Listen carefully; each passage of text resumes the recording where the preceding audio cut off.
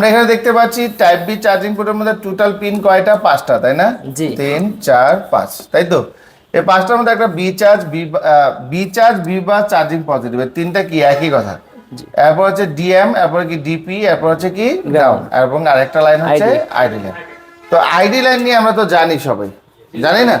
এখন আসুন, আপনি একটা অ্যান্ড্রয়েড মোবাইলের মধ্যে, বর্তমান যে অ্যান্ড্রয়েড মোবাইলগুলো আছে, আপনি চার্জিং পোর্ট লাগাতে গিয়েছেন, লাগানোর পর আপনি কি করছেন? চার্জিং এর পজিটিভ লাইনটাকে ঝালাই করছেন এবং নেগেটিভ লাইনটাকে ঝালাই করছেন। চার্জিং পোর্ট পরিবর্তন করার টাইমে আপনি যখন চার্জিং পোর্ট উঠাইছেন, সবগুলো পিন ছিঁড়ে গেছে। আপনি কি করছেন? শুধু পজিটিভটাকে ঝালাই করছেন, আর ঝালাই করছেন কি নেগেটিভ, বাকি তিনটা ঝালাই করেন নাই।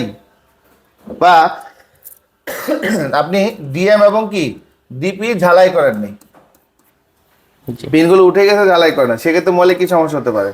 কম্পিউটার থেকে আর কি, ফোন থেকে ডাটা নেওয়া যাবে না, অথবা ফ্ল্যাশ করা যাবে না, ইউএসবি, মোট কথা ইউএসবি পাবে না, ইউএসবি পাবে না। তারপর চার্জ স্লো হওয়ার সম্ভাবনা আছে, চার্জ স্লো হওয়ার সম্ভাবনা আছে। এইটাই মোস্ট ইম্পর্টেন্ট।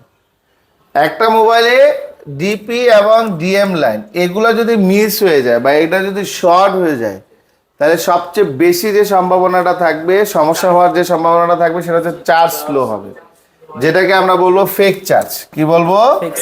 ফেক চার্জ বলবো, ঠিক আছে? অর্থাৎ ডিপি ডিএম লাইন যদি কোনো কারণে মিস হয়ে যাবে, আপনি ইচ্ছাকৃতভাবে ঝালাই করেন নাই, বা চার্জিং গুলো উঠাইতে গেছেন, এই পিনগুলো ছিঁড়ে গেছে, উঠে গেছে, তখন আপনার মোবাইলের মধ্যে ফেক চার্জ সমস্যা আসতে পারে, অর্থাৎ স্লো চার্জ প্রবলেম আসতে পারে।